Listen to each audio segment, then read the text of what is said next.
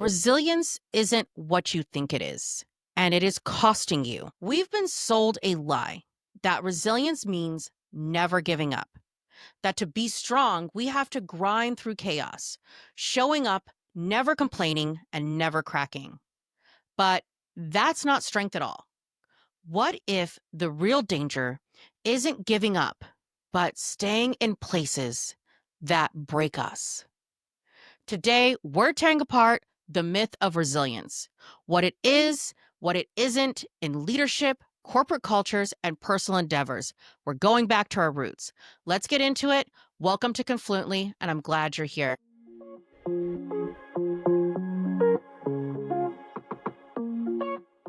Let's really start with that version of resilience that we've all been spoon-fed, especially in corporate spaces.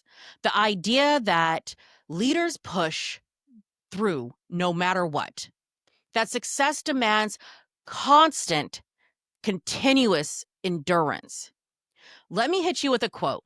Reid Hoffman, the co-founder of LinkedIn, famously said to his early employees, "You could go home, have dinner with your families, and then I want you to open your laptops and continue working."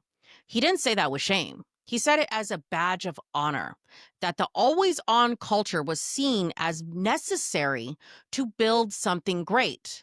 But let me ask you this.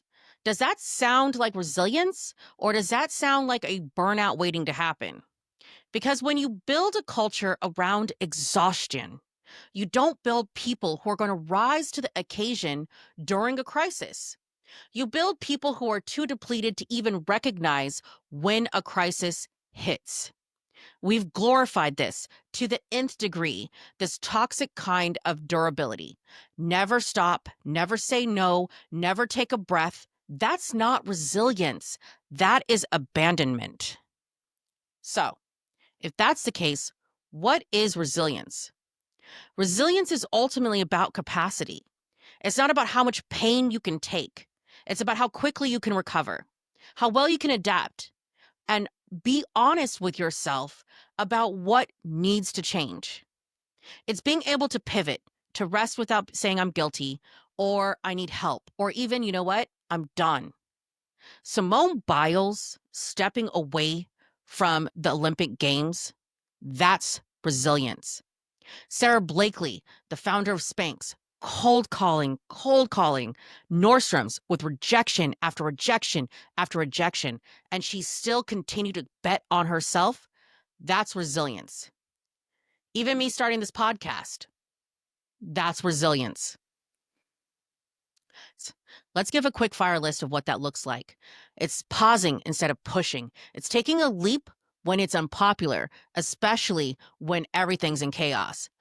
It's asking for help when you need it. Let me show you some great examples of this in corporate America where they get it right. Arne Sorenson, the former CEO of Marriott International, when COVID-19 pandemic hit, instead of hiding behind a well-written, very glossy press release, Arne showed up on video, visibly exhausted and bald because he was recovering from cancer treatment, and addressed his employees with transparency as well as compassion.